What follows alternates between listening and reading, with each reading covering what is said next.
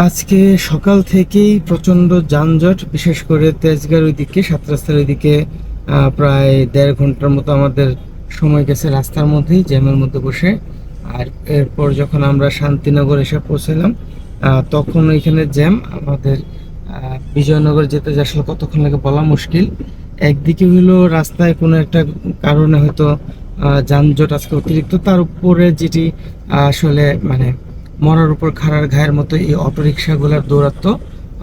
অটোরিকশাগুলো দেখাই যাচ্ছে যে বাঁ দিকে যাচ্ছে, রাস্তার মাঝখান দিয়ে যাচ্ছে হচ্ছে পেট্রোলিয়ামের সেই গাড়িটা, তেলবাহী গাড়ি, এবং তার ডান দিকে কিন্তু রিক্সাগুলা তাকে ঘিরে রেখেছে চারদিক থেকে। ইভেন শুধু তাই না, আমাদের গাড়িরও চারদিকে কিন্তু রিক্সা, অটোরিকশা।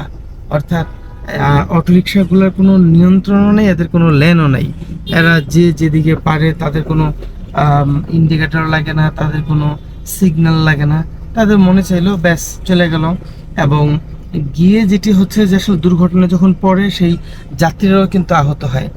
আর অদ্ভুত বিষয় হচ্ছে এই যাত্রীগুলো, অর্থাৎ প্যাসেঞ্জার যারা এই অটোরিকশায় বসা থাকেন, তাদের একবার মনে হয় না এই অটোরিকশা চালককে তারা বলা দরকার যে ভাই আপনি ডান দিকে কেন, বাঁ দিক দিয়ে যান, আপনার এই রোডে আপনি বড় গাড়ির সাথে পাল্লা কেন দিচ্ছেন, আপনি বাঁ দিক দিয়ে এক সাইড দিয়ে যান। সেগুলো বলার ন্যূনতম আসলে তাদের কোনো প্রয়োজনীয়তা তারা অনুভব করে বলে আমার মনে হয় না।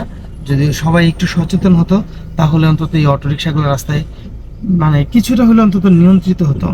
তো যাই হোক, কবে যে এদের নিয়ন্ত্রণ করতে পারবে রাষ্ট্র এবং সরকার বা প্রশাসন, বা এটা আসলে আমার বোধগম্য না, বা আমার জানা নেই। একমাত্র আল্লাহই ভালো বলতে পারবেন যে কবে এদের নিয়ন্ত্রণ করা সম্ভব হবে। ধন্যবাদ যারা এতক্ষণ আমার সাথে এই ভিডিওটা দেখলেন।